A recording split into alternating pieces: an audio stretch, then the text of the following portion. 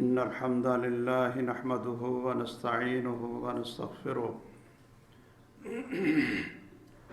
ونعوذ بالله من شرور أنفسنا ومن سيئات أعمالنا من يهده الله فلا مضل له ومن يضلل فلا هادي له وأشهد أن لا إله إلا الله وحده لا شريك له وأشهد أن محمدًا عبده ورسوله صلى الله تعالى عليه وآله وسلم أما بعد فإن خير الحديث كتاب الله وخير الهدي هدي محمد صلى الله تعالى عليه وآله وسلم وشر الأمور محدثاتها وكل محدثة بدعة وكل بدعة ضلالة وكل ضلالة في النار اللهم صل على محمد وعلى آل محمد كما صليت على إبراهيم وعلى آل إبراهيم إنك حميد مجيد اللهم بارك على محمد وعلى آل محمد كما باركت على إبراهيم وعلى آل إبراهيم إنك حميد مجيد أعوذ بالله من الشيطان الرجيم قل إن كنتم تحبون الله فاتبعوني يحببكم الله ويغفر لكم ذنوبكم والله غفور رحيم وقال صلى الله تعالى عليه وآله وسلم من أطاع محمدا فقد أطاع الله ومن عصى محمدا فقد عصى الله ومحمد فرق بين الناس گرامی قدر سامعین، حضرات و خواتین، انسان جب کلمہ پڑھتا ہے، لا الہ الا اللہ کی گواہی دیتا ہے کہ اللہ کے علاوہ کوئی بندگی کے لائق نہیں ہے، تو اس کا یہ عہد ہوتا ہے، اس کی یہ شہادت ہوتی ہے، اس کا اعلان ہوتا ہے کہ میری زندگی اور میری زندگی کی ہر رات اور ہر دن، میرا جسم، میرا مال، یہ میرا نہیں ہے، یہ مجھے پیدا کرنے والے کا ہے۔ ان اللہ اشتری من المؤمنین انفسهم واموالهم بان لهم الجنہ، کہ اللہ ذوالجلال مومنوں سے، کلمہ پڑھنے والوں سے ایک سودا کر لیتے ہیں، اور یہ کلمہ شہادت ایک سودا ہے اللہ تعالیٰ کے ساتھ۔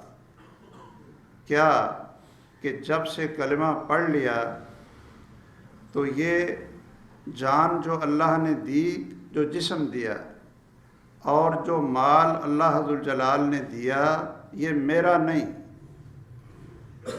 میں نے اللہ کو بیچ دیا، میں نے اللہ کے ساتھ سودا کر دیا، اللہ ذوالجلال کو فروخت کر دیا ہے۔ اب جو چیز آپ کسی کو فروخت کر دیں، کسی کو دے دیں، تو پھر وہ اس کا مالک ہوتا ہے اور وہی اس کے اندر تصرف کرتا ہے، وہ جیسے چاہے اس کو استعمال کرتا ہے، بیچنے والے کا اس پر حق ملکیت نہیں ہوتا۔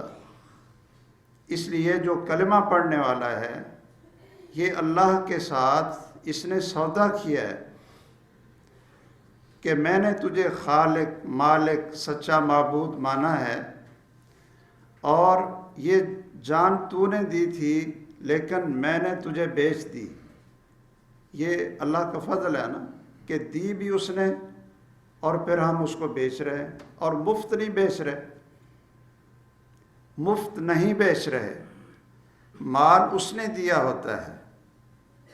لا الہ الا اللہ کا یہ معنی ہے کہ مال تو نے دیا، لیکن یہ مال میں نے تجھے بیچ دیا ہے، اور اس کے بدلے تو مجھے کیا دے گا؟ بِأَنَّ لَهُمُ الْجَنَّةَ، یہ جنت کا سودا ہے کہ تو مجھے جنت دے گا۔ رسول اللہ صلی اللہ علیہ وسلم نے ہجرت کے موقع پر جب اہل مدینہ کے ساتھ حج کی راتوں میں مکہ سے ہجرت کر کے مدینہ جانے کا ارادہ کیا، تو آپ کے ساتھ آپ کے چچا سیدنا عباس تھے رضی اللہ تعالیٰ عنہ، بڑے تھے، سمجھدار تھے، اور یہ ایک بہت بڑا معاہدہ تھا کہ اپنا شہر چھوڑیں اور اپنا خاندان چھوڑیں اور اپنی گھر بار ہر چیز چھوڑیں اور چھوڑ کر دوسروں کے پاس چلے جائیں۔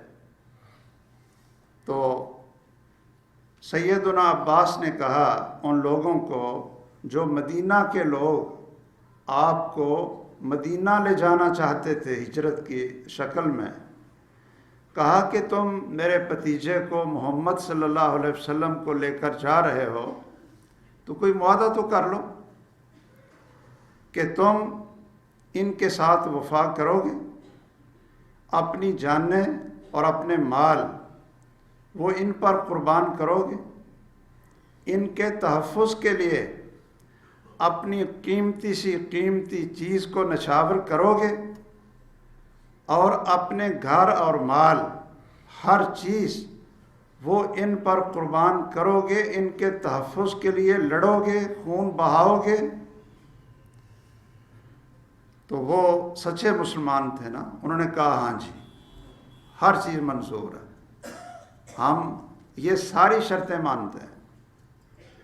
ساری شرطیں مان لیں تو ایک اگرچہ عمر میں وہ چھوٹے تھے، انصار مدینہ میں سے ایک شخص کھڑے ہوئے تو وہ کہنے لگے اے اللہ کے رسول صلی اللہ علیہ وسلم، ہم آپ کی ہر شرط مان رہے ہیں، ہر قربانی دے رہے ہیں، تو ہمیں صرف اتنی تسلی دے دیں کہ ہم یہ سارا کچھ نشاور کر دیں گے آپ کے تحفظ پر، آپ کے دین کی دعوت پر، ابلاغ پر، پوری دنیا سے جنگ لڑیں گے، اہل مکہ سے بھی لڑیں گے، اور اس دور کی کیسرا اور کسرا کی حکومتوں سے بھی لڑیں گے، تو بس ہمیں صرف اتنی سی تسلی دے دو کہ ہمیں کیا ملے۔ یہ حق تو ان کا بنتا تھا نا کہ ہمیں کیا ملے۔ تو محمد الرسول اللہ صلی اللہ علیہ وسلم نے فرمایا اضمن لکم الجنہ، میں تمہیں ان سب چیزوں کے بدلے جنت کی ضمانت دیتا ہوں۔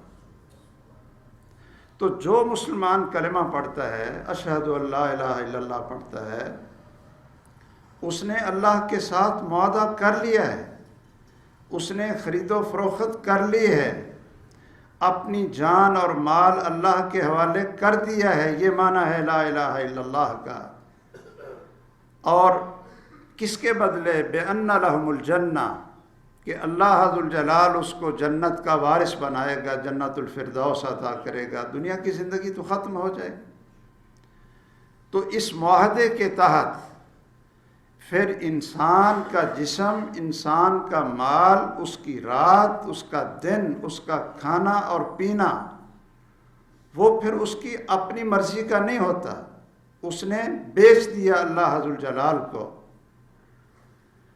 رمضان آتا ہے، کیا کھانے پینے کا ٹائم انسان کا اپنی مرضی کا ہوتا ہے؟ مسلمان کا کھانے پینے کا ٹائم رمضان میں اگر وہ کہتا ہے جی میری مرضی، میں جب کھاؤں، جب پیوں، دوپہر کو کھا لوں، جب ناشتہ کروں، تو پھر تو نے یہ جسم تو اللہ کو دیا ہوا تھا، سودا کیا ہوا تھا، اور مالک تو نے اللہ کو بنایا تھا کہ جیسے اللہ کہے گا میں اس میں تصرف کروں گا، تیرے پاس تو امانت تھی، اور پھر تو کہتا ہے کہ جی میں رمضان بھی آیا تو اپنی مرضی سے کھاؤں گا، اپنی مرضی سے پیوں گا۔ اس کا یہ معنی ہے کہ تو نے معاہدے کو توڑ دیا ہے، اور تو نے جو لا الہ الا اللہ پڑھا تھا اس سے مرتد ہوا ہے، اس سے کافر ہوا ہے، اور تو نے اس معاہدے کو اللہ عز الجلال سے واپس لے لیا ہے، میرا جسم میری مرضی۔ اور اگر کوئی شخص کلمہ پڑھنے کے بعد، ہاں کلمہ پڑھنے سے پہلے اس کو آزادی ہے کہ وہ جب سوئے، جب اٹھے، جب دکان پہ جائے، لیکن جب اس نے کلمہ پڑھ کر اللہ عز الجلال کے ساتھ اس نے معاہدہ کیا ہے اور یہ جسم رات اور دن اللہ کو دے دیا ہے کہ یہ تیرا ہے، تو پھر صبح کو اٹھنا بھی اس کی مرضی نہیں ہوتی۔ اس کو فجر کی نماز کے وقت الصلاۃ خیر من النوم اس کو اٹھنا پڑتا ہے، اور اگر وہ جان بوجھ کر رات کو بدنیتی سے ارادہ کر کے سوتا ہے کہ کوئی مجھے صبح 4:45 بجے یا 4:30 بجے مجھے نہ اٹھائے، میں نہیں اٹھنا چاہتا، میں نے 8 بجے اٹھنا ہے اور 7 بجے اٹھ کر تیاری کر کے میں نے دفتر میں جانا ہے، یہ میری مرضی ہے اور میں اللہ کے مقرر کردہ وقت کا اٹھنے اور سونے کا پابند نہیں ہوں۔ اگر یہی ارادہ کر کے وہ سو جائے تو وہ شخص اللہ سے اپنے معاہدے کو توڑ دیتا۔ اس نے کہا تھا کہ میرا جسم تیرا ہے، میری رات تیری ہے، میرا دن تیرا ہے، اب کہتا ہے میں اپنی مرضی سے اٹھوں۔ اور اللہ عز الجلال نے اس کو صبح کس وقت اٹھنے کا حکم دیا تھا، اس کو ظہر کے وقت کیا حکم دیا تھا، عصر کے وقت کیا حکم دیا تھا، جب سورج غروب ہو جائے پھر اس کو کیا حکم دیا تھا۔ اگر یہ اپنی ہی مرضی کرتا ہے تو پھر یاد رکھیے یہ شخص اگر غلط فہمی میں ہے کہ نہیں جی میں تو سب سے زیادہ پکا مسلمان میں ہوں، یہ جو چلے ہوئے ہیں فجر کے وقت نمازیں پڑھنے کے لیے ایسے ٹکرے مار رہے ہیں، اور میرے دل میں تو ہر وقت نماز ہی ہوتی ہے، ہر وقت میں تو میرا دلی اللہ کی یاد میں نماز میں ہی ہوتا ہے، مجھے مسجدوں میں جانے کی کیا ضرورت ہے، اٹھنے کی کیا ضرورت ہے۔ ایسے شخص نے اللہ سے کیے ہوئے معاہدے کو توڑا ہے۔ اس لیے بھائیو یاد رکھ لیں، کسی غلط فہمی میں نہ رہیں، کسی خوش فہمی میں نہ رہیں کہ کلمہ پڑھنے کے بعد ایک معاہدہ تو یہ ہے کہ میری زندگی، میری موت، میرا مال، میری جان، میرے جسم کا ایک ایک عضو، میری صحت، یہ ہر چیز میری نہیں ہے، یہ اللہ عز الجلال کی۔ اور دوسرا معاہدہ یہ ہوتا ہے کہ اب میں نے زندگی چونکہ اللہ کو دے دی ہے، وہ اس کا مالک ہے، تو پھر میں نے اللہ کی مرضی کے مطابق اس کو گزارنا کیسے ہے، اس کا طریقہ کیا ہے۔ 24 گھنٹے کیا کروں گا، کاروبار کروں گا، نماز پڑھوں گا، نہیں پڑھوں گا، کتنی پڑھوں گا، کیسے پڑھوں گا، روزہ رکھوں گا، کیسے رکھوں گا، کب اس کو بند کروں گا کھانے پینے کو، کب کھانا پینا شروع کروں گا، یہ سارے کے سارے طریقے پھر اللہ عز الجلال نے اس کلمہ پڑھنے والے کو دوسرے معاہدے میں سکھائے۔ وہ کیا ہے؟ اشہد ان محمد رسول اللہ صلی اللہ علیہ وسلم، کہ میری زندگی آج کے بعد میرا نمونہ، میرا آئیڈیل اور میرا طریقہ زندگی، میری زندگی کا پریکٹیکل اور میری عبادت کا طریقہ، اللہ کی رضا کو حاصل کرنے کا طریقہ، وہ صرف اور صرف ایک ہے، اور وہ کون ہے؟ محمد الرسول اللہ صلی اللہ تعالیٰ علیہ وسلم ہے۔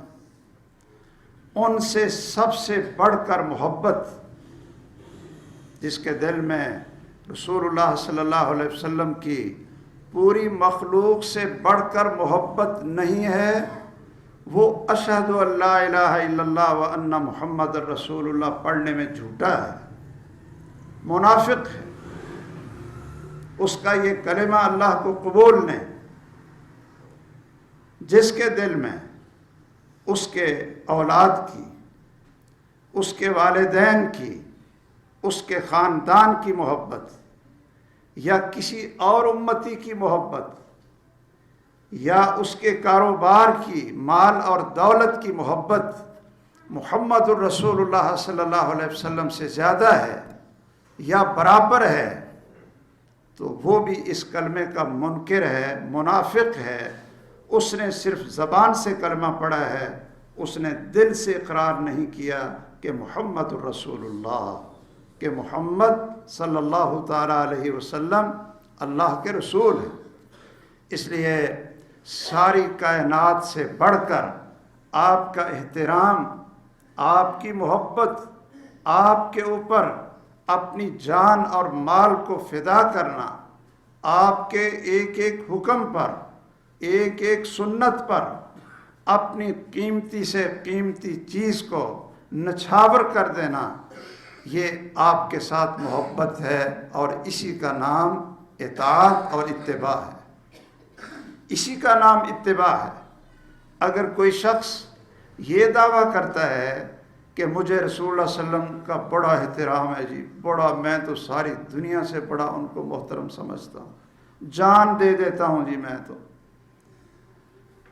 آپ کی عزت اور حرمت پر اپنی جان کو کٹوا دوں گا، اور آپ کی عزت اور حرمت پر کوئی آنچ نہیں آنے دوں گا، زبان سے یہ نعرے اور دعوے وہ کرتا ہے، اور یہ بھی کہتا ہے کہ محمد کی محبت میں ہر چیز فدا ہے اور قربان ہے، اور میرا جسم اگر اس میں کام آ جائے محمد صلی اللہ علیہ وسلم کی محبت میں تو میرے لیے اس سے بڑی سعادت کوئی نہیں ہے۔ یہ ساری باتیں کرتے ہیں۔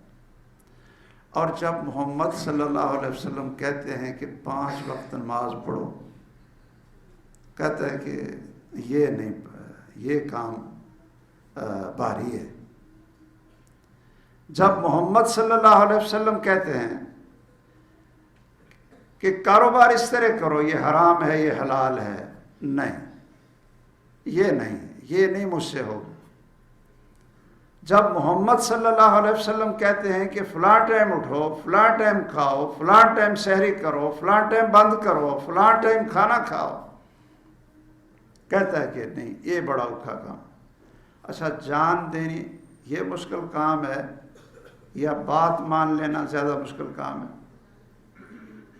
یہ سب جھوٹے دعوے، نفاق کے دعوے۔ محمد الرسول اللہ صلی اللہ علیہ وسلم کے صحابہ میں سے کوئی ایک مثال مجھے دکھا دیں، ایک مثال، کہ جنہوں نے رسول اللہ صلی اللہ علیہ وسلم کی حرمت پر، آپ کی عزت پر، آپ کی محبت پر انہوں نے قسمیں اٹھائی تھیں اور معاہدے کیے تھے، اور پھر انہوں نے رسول اللہ صلی اللہ علیہ وسلم کو اپنا پیشوا نہیں مانا تھا، ان کا پیشوا محمد کے علاوہ کوئی اور تھا۔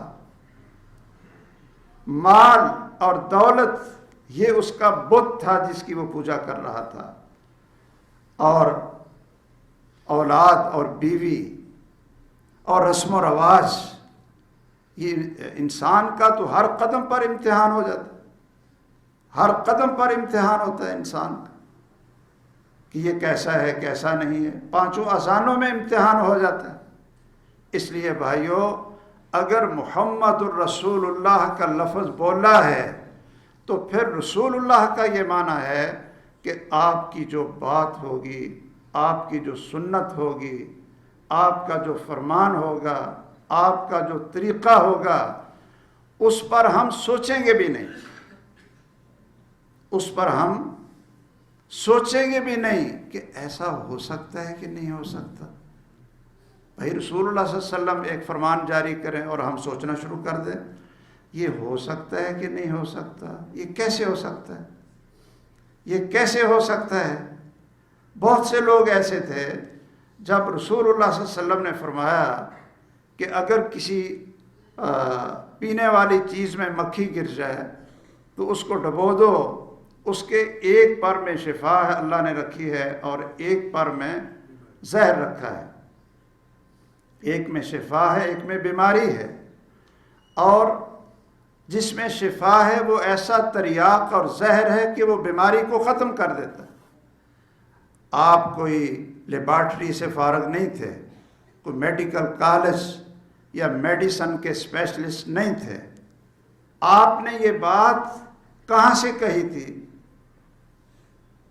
آپ نے یہ بات، آپ رسول اللہ تھے، آپ اللہ کے حکم سے بولتے تھے، اللہ کی وحی سے بولتے تھے، اللہ ذوالجلال کا علم وہ آگے لوگوں کو بتاتے تھے، خود تو نہ آپ ڈاکٹر تھے، نہ آپ پی ایچ ڈی تھے، نہ کچھ آپ۔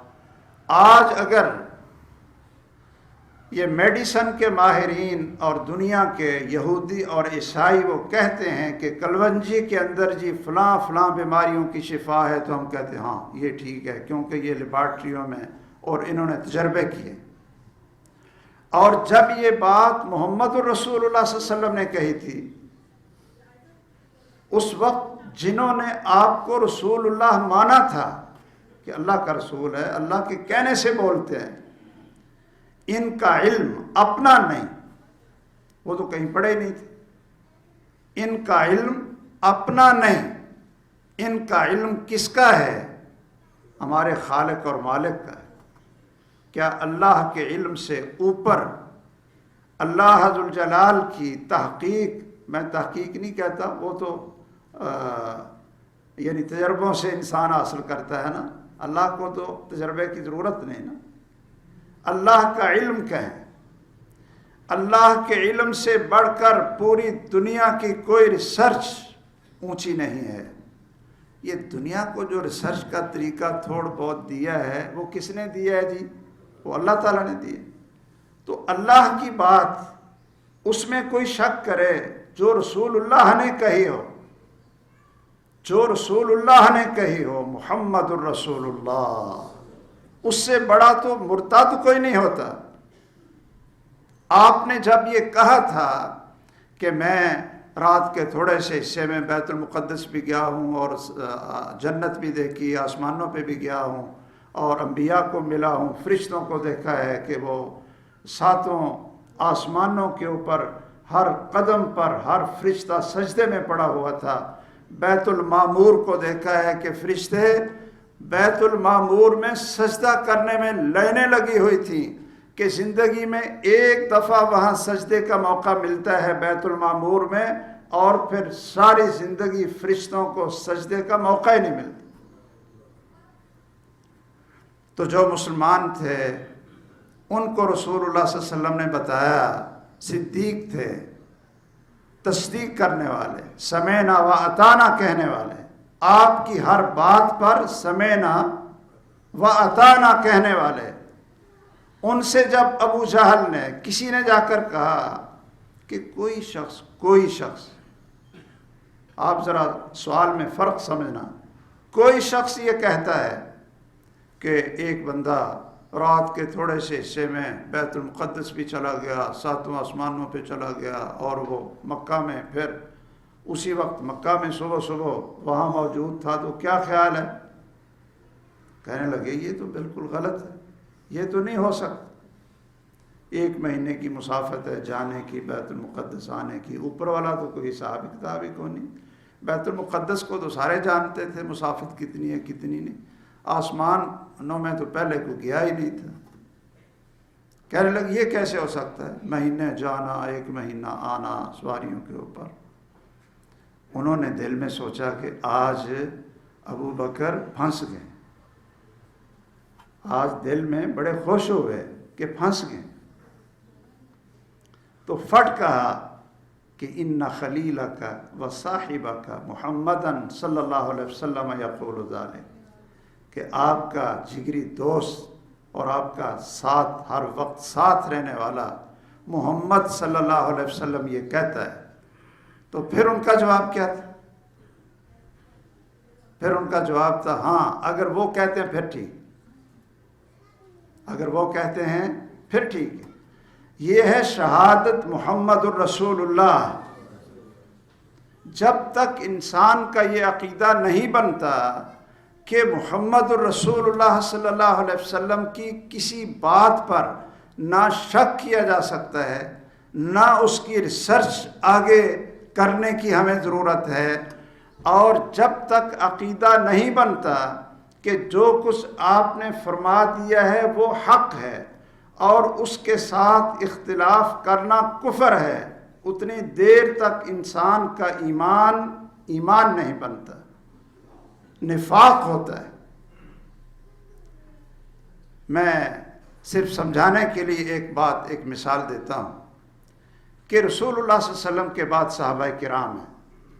صحابہ کرام میں کئی سیدنا ابو بکر تھے رضی اللہ تعالیٰ عنہ، کئی دفعہ صحابہ سے مشورہ لیتے، کوئی بات کرتے تو دوسرے صحابہ ان کے خلاف مشورہ بھی دیتے اور ان کی بات کی مخالفت بھی کرتے۔ سیدنا ابو بکر کو دیکھ لیں، انہوں نے کہا تھا کہ جو جیسے اسامہ آپ نے اپنے ہاتھ سے تیار کیا ہے، آپ ہی کے فوت ہو گئے ہیں، اور کئی لوگ مدینہ کے ارد گرد بھی دوسرے شہروں میں ارتداد کی لہر اٹھی کہ جی محمد صلی اللہ علیہ وسلم تو فوت ہو گئے ہیں، تو اب کئی نبی نبوت کا دعویٰ کر دیا ہے، مسلمہ کذاب جیسے لوگوں نے، اب مسلمان مٹ گئے۔ تو جو لشکر تیار کیا تھا، حضرت ابو بکر نے کہا کہ چونکہ یہ لشکر محمد الرسول اللہ نے اپنے ہاتھ سے اس کا جھنڈا باندھ کر اس کو تیار کیا تھا، میں اس کو روانہ کروں گا شامیوں سے لڑنے کے لیے۔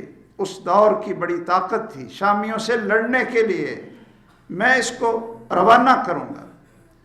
حضرت ابو بکر، حضرت عمر اور کئی صحابہ کہنے لگے ابو بکر کچھ سوچو کہ ادھر ادھر سے لوگ مرتد ہو کر مدینے پر حملہ آور ہونے والے ہیں، اور مدینہ آپ خالی کر دیں گے، سارا پوری جو فوج ہے، بڑے بڑے جو کمانڈر ہیں، ان کو آپ وہاں بھیج دیں گے، تو آپ سوچیں ذرا، اپنے فیصلے پر نظر ثانی کریں۔ تو سیدنا ابو بکر نے کہا تھا اگر میں مدینے میں اکیلا بھی رہ جاؤں اور مجھے یہ بھی ڈر ہو کہ جنگل کے درندے آ کر ابو بکر کو کھا لیں گے اور ابو بکر کی لاش یہ چیلیں وہ کھا لیں گی، میں پھر بھی اس لشکر کو نہیں روک سکتا جس لشکر کو محمد الرسول اللہ صلی اللہ علیہ وسلم نے روانہ کیا تھا۔ مقصد یہ ہے کہ امتی کی مخالفت کر سکتا ہے اور اس سے وہ کافر نہیں ہوتا، اس سے کافر نہیں ہوتا۔ امام ابو حنیفہ رحمہ اللہ بہت بڑے امام ہیں، بہت بڑے عالم ہیں، مجتہد ہیں، اور ان کے شاگرد کیا ان کی ہر بات مانتے تھے؟ نہیں مانتے تھے۔ کئی شاگرد ان کے، امام ابو یوسف تھے، امام محمد تھے، وہ کہتے تھے کہ امام صاحب آپ کا یہ استدلال ٹھیک ہے، آپ کر رہے ہیں، لیکن ہمارے نزدیک صحیح نہیں ہے، ہم آپ کی موافقت نہیں کرتے ہیں۔ امام مالک رحمہ اللہ کتنے بڑے امام تھے، اور ان کے شاگرد امام شافعی ہیں۔ اب امام شافعی نے اپنے استاد کی کتنے مسائل میں مخالفت کی، ان کا فتویٰ اور ہوتا تھا اور امام شافعی کا فتویٰ اور ہوتا تھا۔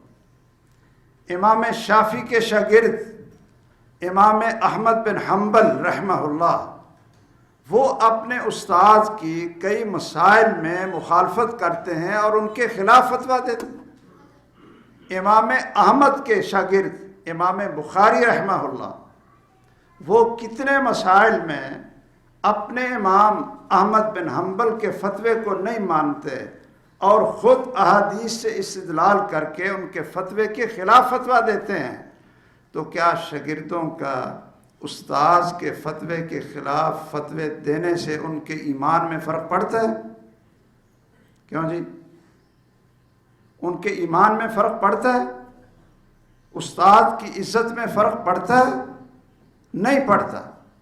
امتی ہیں، ان میں کوئی معصوم عن الخطا نہیں، ان میں کوئی پیغمبر نہیں، لیکن میں پوچھتا ہوں کہ اگر محمد الرسول اللہ صلی اللہ علیہ وسلم ایک بات کہیں اور کوئی صحابی اس کی مخالفت کر دے کہ میں آپ کی مخالفت کرتا ہوں، میں یہ فتویٰ آپ کا نہیں قبول کرتا، میں اپنا فتویٰ دیتا ہوں، تو وہ مسلمان رہے گا؟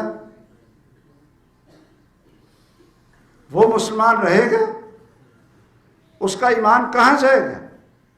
فلا وربک لا یؤمنون حتی یحکموک فیما شجر بینہم، تیرے رب کی قسم یہ شخص مومن ہو نہیں سکتے کہ جب تک آپ کی ہر بات، آپ کا ہر کام میں چھوٹے بڑے فیصلے کو دل سے قبول نہیں کرتے اور دل سے راضی نہیں ہوتے، تیرے رب کی قسم یہ مومن نہیں ہو سکتے۔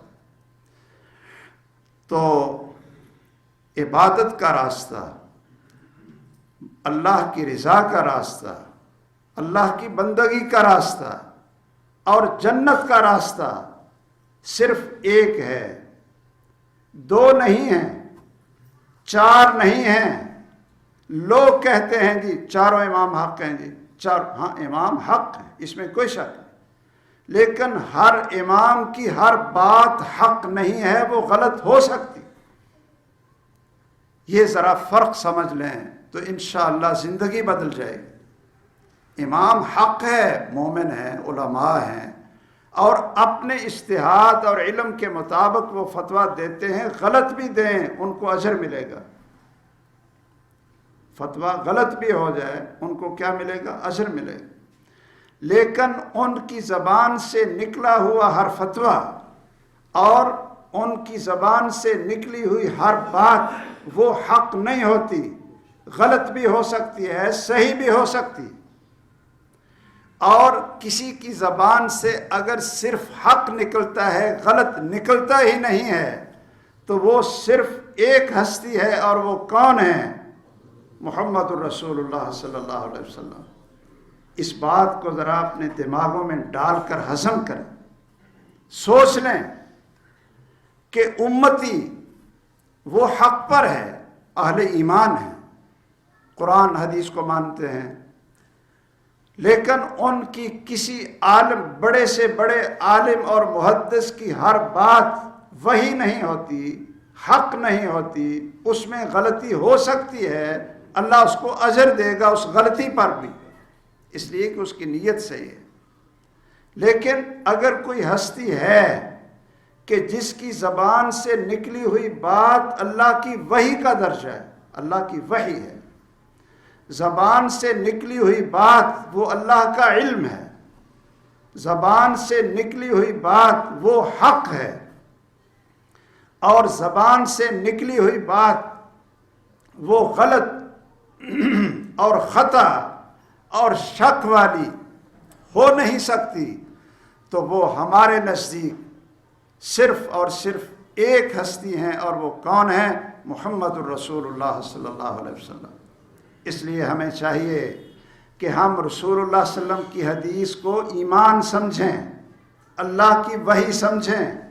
اگر کوئی شخص حدیث کا انکار کرتا ہے، سنت کا انکار کرتا ہے، تو وہ رسول اللہ کی رسالت کا انکار کرتا ہے۔ رسالت کا معنی کیا ہے؟ کہ وہ اپنی طرف سے نہیں بولتا۔ رسول کا معنی قاصد ہوتا ہے نا جی، رسول کا معنی کیا ہے؟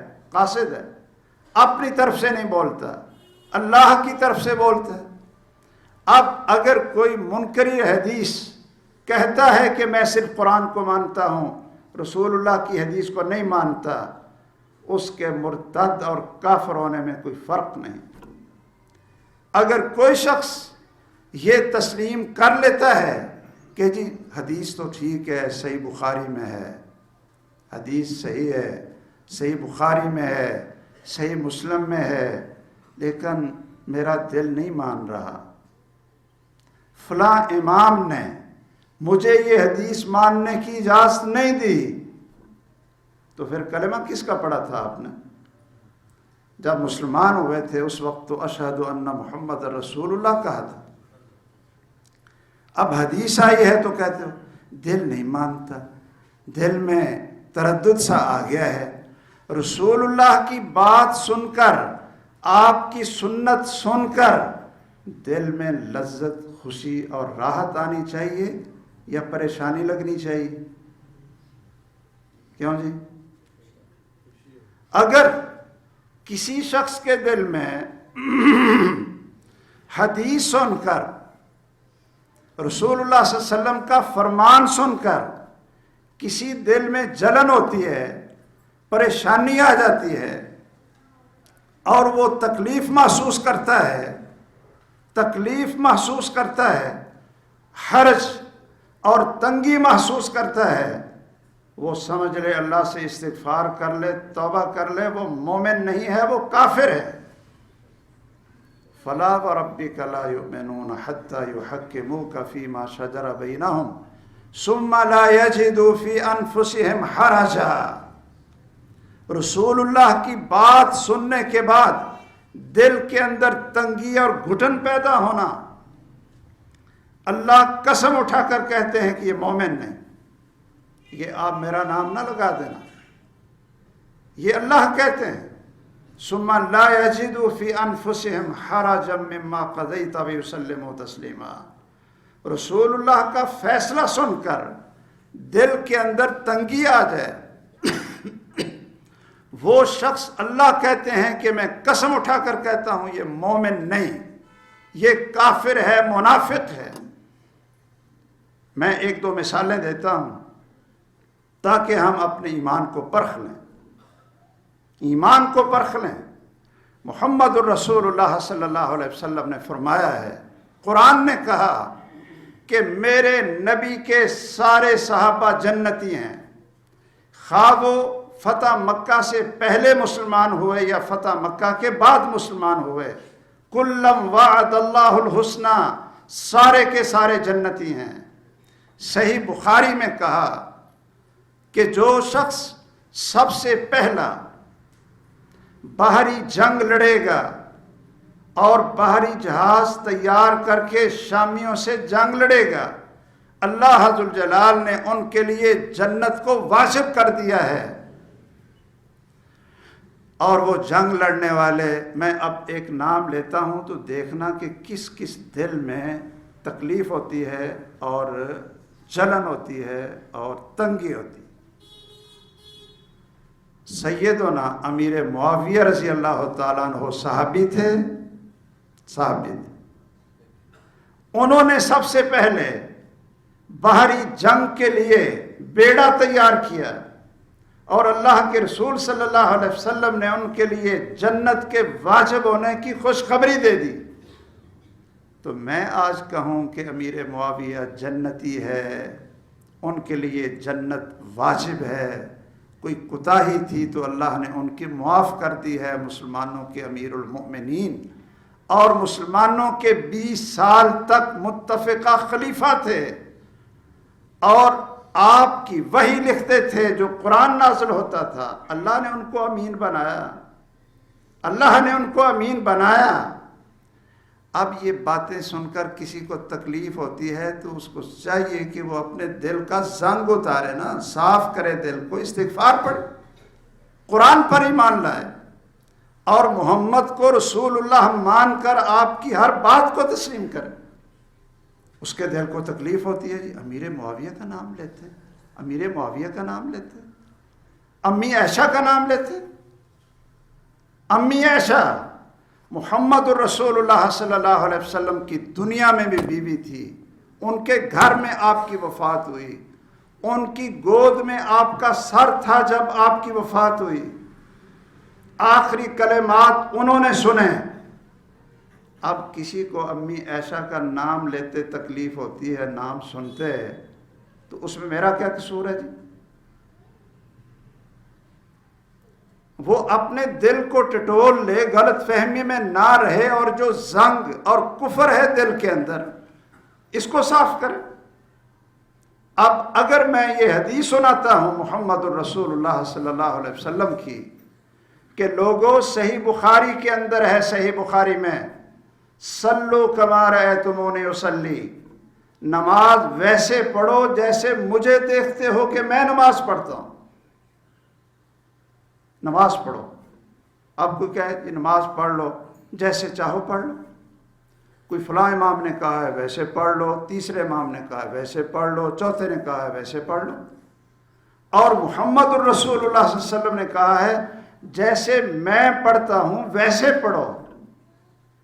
اب جب حدیث سنائیں کہ جی رسول اللہ صلی اللہ علیہ وسلم کی نماز جو صحیح بخاری میں ہے وہ تو اس طرح تھی، آپ ہاتھ باندھتے تھے، ہاتھ اٹھاتے ایسے تھے، ہاتھ ایسے اٹھاتے تھے قبلے کی طرف، اور یہ جو انگوٹھے تھے وہ کانوں کو نہیں لگاتے تھے، کانوں کے برابر اٹھاتے تھے، لگاتے نہیں تھے، برابر اٹھاتے تھے۔ تکلیف ہوتی اگر حدیث بیان کریں کہ رسول اللہ صلی اللہ علیہ وسلم ہاتھ اٹھاتے تھے اور پھر دایاں ہاتھ بائیں ہاتھ کے اوپر سینے پر رکھتے تھے، صحیح حدیث ہے محمد الرسول اللہ صلی اللہ علیہ وسلم کی، 3 صحابہ بیان کرتے ہیں، ہمارے دل میں جلن شروع ہو جائے، یہ جی کیا مسائل شروع کر دی ہیں، فرقہ واریت کے نام سے احادیث کی قربانی دے دینا۔ یہ فرقہ واریت کی بات نہ کریں، میں لعنت بھیجتا ہوں شخص پر جو امت میں تفریق ڈالتا ہے اور فرقہ واریت کی بات کرتا ہے، اور میں اس چیز کا اعلان کرتا ہوں کہ محمد الرسول اللہ صلی اللہ علیہ وسلم کی بات وہ فرقہ واریت کی بات نہیں ہوتی، وہ دین کی بات ہوتی ہے، اور فرقہ واریت کی بات اس وقت ہوتی ہے جب نبی مکرم کی بات کو چھوڑ کر کسی امتی کی بات کریں گے۔ شاید میں یہ بات سمجھانے میں کامیاب ہوں یا نہیں ہوں۔ فرقہ واریت کب بنتی؟ رسول اللہ کے پیچھے لگنا، آپ کی حدیث کو ماننا، یہ فرقہ واریت ہے۔ کیوں جی؟ فرقہ واریت اس وقت بنتی ہے کہ جب رسول اللہ کی بات آئے، آپ کی حدیث آئے اور آپ کہیں وہ جی امام شافعی نے تو یہ کہا ہے، یہ ہے فرقہ واریت۔ میں بیان کروں کہ محمد الرسول اللہ نے یہ کہا، صحیح بخاری کا حوالہ ہے، دیکھ لو، پڑھ لو، اللہ نے آنکھیں دی ہیں، آپ کے پاس نیٹ موجود ہے، حدیث نکال لو ابن عمر کی اور مالک بن حویرث کی، خود پڑھ لو، سن سنا کر باتیں، سن سنا کر باتیں۔ آج تک ہم نے اس سے بڑا جھوٹ یہ حدیث کے نام پر اور لوگوں کو سنت سے دور کرنے کے نام پر، حقیقت ہے سنا نہیں تھا۔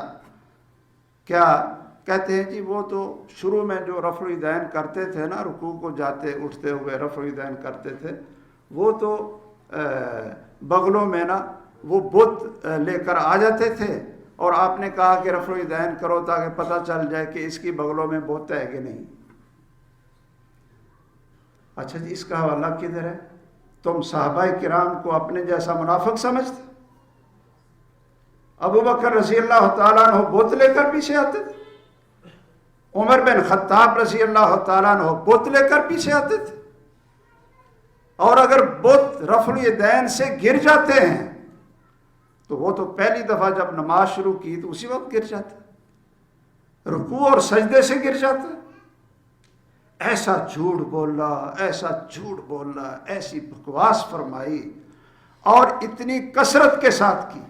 آج کل جھوٹ وہ چلتا ہے، دجال ہیں، دجال مسلسل جھوٹ بولتے ہیں، اور سننے والا سمجھتا ہے کہ بھئی اتنی ڈٹائی کے ساتھ یہ جھوٹ بول رہا ہے، ہم تو سچ اتنی ڈٹائی سے نہیں بولتے، سوچنے لگ جاتے ہیں کہ بھئی کہیں کوئی بات کوئی اونچ نیچ نہ ہو جائے۔ ہم سچائی بولتے ہوئے ڈرتے ہیں اور یہ جھوٹ بولتے ہوئے شرم نہیں آتی۔ میں حقیقت ہے کئی لوگوں سے پوچھا، کتابوں کو کھنگالا کہ یہ کہاں ہے یہ روایت اور کہاں یہ قصہ کہانی ہے کہ رفع الیدین اس لیے آپ نے شروع کروائی کہ بغلوں کے بت گرانے کے لیے کروائی تھی۔ اس کا کوئی عطا پتہ نہ حدیث کی کتابوں میں، نہ تابعین میں، اور نہ ائمہ فقہا کی کتابوں کے اندر یہ لکھا ہے۔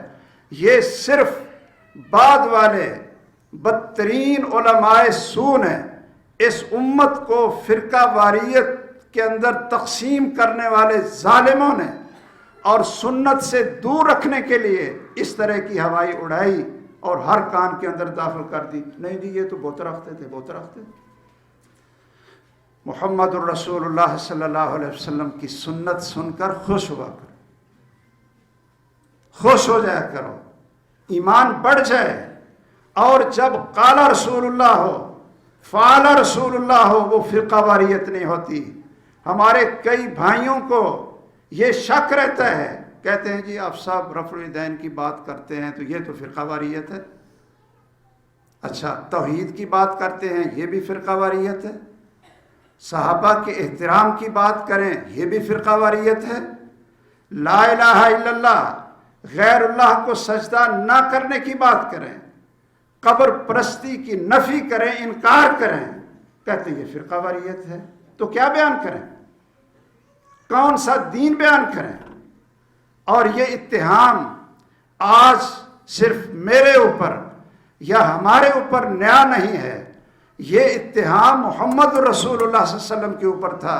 جب آپ نے مکہ میں اپنی دعوت کا آغاز کیا تو اہل مکہ نے کہا تھا کہ اس شخص نے فتنہ ڈالا ہے اور اس نے فرقہ واریت ڈال کر گھروں کے اندر لوگوں کو تقسیم کر کے رکھ دیے۔ اس لیے سن لیں، غور سے سن لیں، میں جب قال رسول اللہ کہتا ہوں اس کا حوالہ دیتا ہوں صحیح بخاری کا، وہ فرقہ واریت نہیں ہوتی، وہ محمد الرسول اللہ صلی اللہ علیہ وسلم کی سنت ہوتی ہے، آپ کی حدیث ہوتی ہے۔ میں آخری بات رفع الیدین کے بارے میں کوئی دلائل، یہ اس وقت یہ ٹائم نہیں ہے، آخری بات میں عرض کروں گا، آپ یہ حدیث بھی نکال کر دیکھیں کہ محمد الرسول اللہ صلی اللہ علیہ وسلم نے فرمایا ہے کہ جو شخص نماز کے اندر رفع الیدین کرتا ہے اور وہ 10 انگلیاں اٹھاتا ہے، کتنی انگلیاں اٹھاتا ہے؟ 10 انگلیاں اٹھاتا ہے رکوع کو جاتے ہوئے، رکوع کو اٹھتے ہوئے۔ آپ چھوڑیں اختلافات اور فرقہ واریت کو، سنیں یہ فضیلت محمد الرسول اللہ صلی اللہ علیہ وسلم کی کہ جو 10 انگلیاں اٹھاتا ہے، اللہ ذو الجلال ہر رفع الیدین کے بدلے اس کے نامہ اعمال میں 10 نیکیاں لکھ دیتے ہیں، 10 نیکیاں لکھ دیتے ہیں۔ اس سنت سے محروم کرنے کے لیے لوگوں نے کس طرح جھوٹ بنائے، اس نیکیوں سے 10 نیکیاں، اور صبح سے شام تک عشاء تک کی نمازوں کا اور رکوع اور سجدے کا آپ حساب کر لیں، وہ شخص کتنی نیکیوں سے محروم ہوگا۔ تو بھائیو، محمد الرسول اللہ، آپ کی حدیث، آپ کا فرمان جو صحیح سند سے ثابت ہو جائے، جب سن لو دل کو سرور آئے، پریشان نہ ہو، دل خوش ہو جائے، ایمان میں اضافہ ہو جائے، اور سمعنا و اطعنا کہیں، یہ ایمان کی علامت ہے۔ اور حدیث رسول سن کر پریشانی اور تنگی محسوس ہو کہ جی فلاں نے تو یہ نہیں کہا، فلاں نے یہ نہیں کہا، محمد الرسول اللہ کی بات سن کر کسی اور کی ضرورت ہے؟ کوئی اور اس سے سپریم ہے؟ اگر نہیں ہے تو پھر آج کا موضوع یہی تھا کہ اشہد ان لا الہ الا اللہ، یہ پچھلے خطبے کا موضوع تھا، ایک اللہ کی عبادت، اور محمد الرسول اللہ صلی اللہ علیہ وسلم صرف ایک نبی کی اتباع اور اطاعت، نماز کے اندر بھی، کاروبار کے اندر بھی، اخلاق کے اندر بھی، روزے کے اندر بھی، سحری کے اندر بھی، افطاری کے اندر بھی، یہ نجات کا راستہ ہے، بخشش کا راستہ ہے۔ اللہ ذو الجلال ہم سب کو اس پر عمل کی توفیق دے، آمین۔ وآخر دعوانا ان الحمدللہ رب العالمین۔ ان الحمد للہ نحمده ونستعینه ونستغفره ونعوذ باللہ من شرور انفسنا ومن سیئات اعمالنا، من يهده الله فلا مضل له ومن يضلل فلا هادي له، واشهد ان لا اله الا الله وحده لا شريك له، واشهد ان محمدا عبده ورسوله صلی اللہ تعالی علیہ وآلہ وسلم، اما بعد۔ آج کا صرف ایک اعلان ہی ہے، دعا کی درخواست کے ساتھ، کہ رمضان میں یہ ایک فضا بنتی ہے کہ ہر بندہ مومن مسلمان وہ کچھ نہ کچھ خرچ کرنے کا شوق رکھتا ہے کہ میرے ہاتھ سے خرچ ہو جائے۔ اور میرے ہاتھ سے کوئی روپیہ کوئی لقمہ وہ کسی مسلمان بلکہ غیر مسلم بھی ہو اس کے منہ میں بھی چلا جائے، بلکہ جانور کے منہ میں بھی چلا جائے تو یہ ایک بہت بڑا اجر ہے۔ کسی بیمار کا علاج ہو جائے اور کسی بھی رفائی کام میں وہ خرچ ہو جائے، ہر انسان اس کو سعادت سمجھتا ہے اور شوق اور ذوق سے خرچ کرتا ہے۔ آپ کریں، اللہ ذوالجلال توفیق دے۔ میں صرف ایک رہنمائی کرنا چاہتا ہوں، وہ یہ ہے کہ سب سے بہترین خرچ کی جگہ کون سی ہے؟ سب سے بہترین، آپ ہسپتال بنائیں، خرچ کریں مریضوں پر، بڑی اچھی بات ہے، اللہ ان کو شفا دے گا۔ آپ لنگر کھانا کھولیں، آپ لوگوں کو روزے کی افطاری کا بندوبست کریں، کسی سڑک پر کر لیں، گزرتے ہوئے بھی بیٹھ کر کھانا کھائیں، بڑی اچھی بات ہے۔ آپ جانوروں کو دانے ڈال دیں، بڑی اچھی بات ہے۔ کتے کو پانی پلا دیں، بڑی اچھی بات ہے۔ مسجد میں خرچ کر دیں، بڑی اچھی بات ہے۔ لیکن میں آپ کو بتانے لگا ہوں کہ سب سے بہترین جگہ خرچ کرنے کی، سب سے افضل جگہ، سب سے اعلیٰ جگہ وہ ہے کہ اس مشن پر خرچ کریں جو محمد الرسول اللہ صلی اللہ علیہ وسلم نے مشن چھوڑا تھا، اور اس علم پر خرچ کریں جو محمد الرسول اللہ نے اس علم کو چھوڑا اور امت کو اس کا وارث بنا کر آپ اللہ کے پاس چلے گئے۔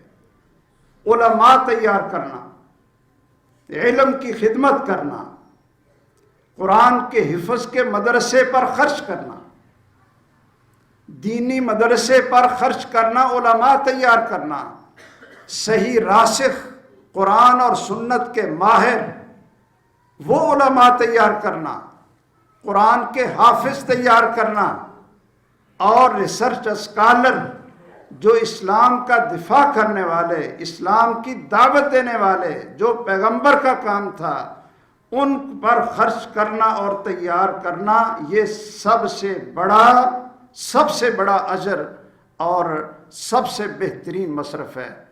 امام عبداللہ بن مبارک رحمہ اللہ فرمایا کرتے تھے، کہتے تھے میں تجارت اس لیے کرتا ہوں کہ محدثین کے اوپر خرچ کروں تاکہ یہ فارغ ہو کر رسول اللہ کی حدیث بیان کریں، اور یہ اگر کاروبار میں لگ گئے تو رسول اللہ صلی اللہ علیہ وسلم کی حدیث آگے یہ کون بیان کرے گا؟ فرماتے تھے ما رأیت بعد النبوۃ افضل من العلم، کہ نبوت کے بعد اس کائنات میں اگر کسی چیز کا اونچا درجہ اور افضلیت ہے وہ علم اور علماء کی ہے۔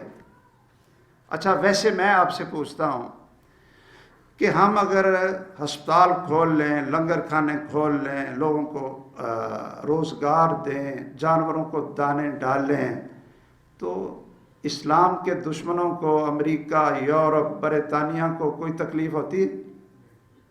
کیوں جی؟ نہیں ہوتی نا تکلیف۔ اچھا، یہ کوئی آپ حفظ کا مدرسہ، کتابیں پڑھانے کا، عالم بنانے کا مدرسہ آپ شروع کریں تو اس سے کتنی تکلیف ہوتی؟ وجہ کیا ہے؟ آپ نے کبھی سوچا کیا وجہ ہے؟ ہم ہسپتال کھولتے جائیں، اسکول کالج بناتے جائیں، کہتے بناؤ بھائی، کرو خدمت، کرو علاج۔ اور جب مجھے یاد ہے کہ 6-7 سال پہلے ہمارے مدرسے کے اکاؤنٹ میں 1.5 لاکھ روپے آیا، 1.5 لاکھ روپے، بینک والے آگے کہتے ہیں جی وہ آپ کے اکاؤنٹ میں 1.5 لاکھ روپیہ باہر سے ایک ہمارے شاگرد تھے انہوں نے بھیجا ہے، تو کہتے ہیں جی اسٹیٹ بینک تک یہ گھنٹیاں کھڑک گئی ہیں کہ یہ 1.5 لاکھ روپیہ مدرسے کو مل رہا ہے، تو یہ کون ہیں، یہ لوگ کیسے ہیں، کیا تعلیم دیتے ہیں، ان کی ساری ہسٹری۔ تو کہتے ہیں آپ سب اپنی بھی جان چھڑاؤ، ہماری بھی جان چھوڑو، یہ مدرسے کا اکاؤنٹ ہمارے بینک سے بند کر لو، ہماری جان چھوٹ جائے۔ میں نے کہا کر دو بند، آپ کے اکاؤنٹ بند کرنے سے یہ ہمارے مدرسے بند ہو جائے۔ اللہ کا شکر ہے مشرف کے دور سے، ویسے تو اس نے اس کی بڑی ترجمانی کی تھی لیکن اس نے تباہی بھی بڑی مچائی تھی، کافروں کے کہنے پر آج تک ہمارے اکاؤنٹ بند ہیں۔ کہتے ہیں یہ جو حفظ کے مدرسے بچے چھوٹے چھوٹے بیچارے حفظ کرتے ہیں نا، اور وہ سمجھتے ہیں یہ ایٹم بم سے زیادہ خطرناک ہیں. ہمارے ایٹم بم سے ان کو اتنی پریشانی نہیں جتنا ایک عالم تیار کرنے سے ان کو پریشانی ہوتی ہے. اور کیوں پریشانی نہ ہو، کیوں پریشانی نہ ہو؟ میں ابھی برطانیہ کے سفر میں، ہمارے ایک شاگرد ہیں، اللہ نے ہمارے 7 شاگرد مرکز تربیہ کے پڑھے اس وقت برطانیہ میں کام کرتے ہیں. مجھے کہنے لگے جی ایک مسلمان ہوا تھا اور وہ پادری تھا، پادری مسلمان ہوا اور اللہ نے اس کو اسلام کا مبلغ بنایا، اور اس نے 1 سال کے اندر 1000 غیر مسلم یعنی عیسائیوں کو مسلمان بنا. اب ایک آدمی کی کوشش ہے نا، ایک آدمی کی. ان کے اعزاز میں ایک تقریب رکھی، وہ جو گفتگو ہوئی میں انشاءاللہ کبھی عرض کروں گا. میرا مقصد یہ ہے کہ سب سے زیادہ جو حقدار جگہ ہیں وہ دینی مدارس ہیں، جہاں سے علماء تیار ہوتے ہیں، اسلام کا دفاع کرنے والے، اسلام کی تبلیغ کرنے والے، رسول اللہ صلی اللہ علیہ وسلم کے مشن کو آگے بڑھانے والے. تو آج کا اعلان، جس پچھلے جمعے کا اعلان جامعہ سلفیہ کے لیے تھا، آج کا اعلان یہ مرکز تربیہ کے لیے ہے جو گلستان کالونی میں ہے، جو ہم نے تخصص کا ادارہ کھولا ہے. اور اللہ کا شکر ہے دنیا میں کوئی ملک ایسا نہیں ہے کہ جہاں ہمارے شاگرد یہاں سے پڑھ کر دین اسلام کی تبلیغ اور اس کی دعوت کا کام نہ کر رہے ہوں. اور یہ آپ حضرات کے لیے بہترین صدقہ جاریہ ہے. تو آج آپ مرکز تربیہ کے لیے ذرا جیبوں میں تو پتہ نہیں آپ خالی لے کر آئے ہوں گے، لیکن بعد میں بھی لے آئیں، بھر کر لائیں. اور یہ سب سے بہترین جگہ ہے خرچ کرنے کے لیے. باقی جگہوں پہ بھی آپ خرچ کریں، لیکن اس کو بھی اپنی فہرست میں رکھ لیا کریں. ویسے مجھے کئی کہتے ہیں آپ صاحب اتنی کڑوی باتیں کر کے چندے کا اعلان آپ کو کون دے گا؟ میں نے کہا چلو اگر یہ حق اور سچ باتیں سنا کر اگر پھر کوئی نئی چندے کا دیتا تو خیر ہے. یہ دینی ادارے چلتے رہیں گے، اور میں صرف آپ کی خیر خواہی کے لیے رسول اللہ کی حدیثیں آپ کو سناتا رہوں گا. اللہ ذوالجلال ہمارے حال پہ رحم فرمائے، ہمارے ملک پر رحم فرمائے، امت مسلمہ پر رحم فرمائے، ہمیں سلامتی اور استحکام نصیب فرمائے، بیماروں کو شفا عطا فرمائے، اور ہمیں اس ماہ مبارک میں اللہ کو راضی کرنے کی توفیق دے، اور زیادہ سے زیادہ اللہ کے راستے میں دینے اور دینی مدارس کے تعاون کی اللہ تعالی ہمیں توفیق دے دے. آمین. وآخر دعوانا ان الحمدللہ. اللہم انصر الاسلام والمسلمین، اللہم دمر اعداء الدین، اللہم اشف مرضانا ومرضى المسلمین، واشف انت الشافی لا شفاء الا شفاؤک شفاء لا یغادر سقما. وصلی اللہ علی سیدنا ومولانا ونبینا محمد وعلى آلہ وصحابہ اجمعین. اقول قولی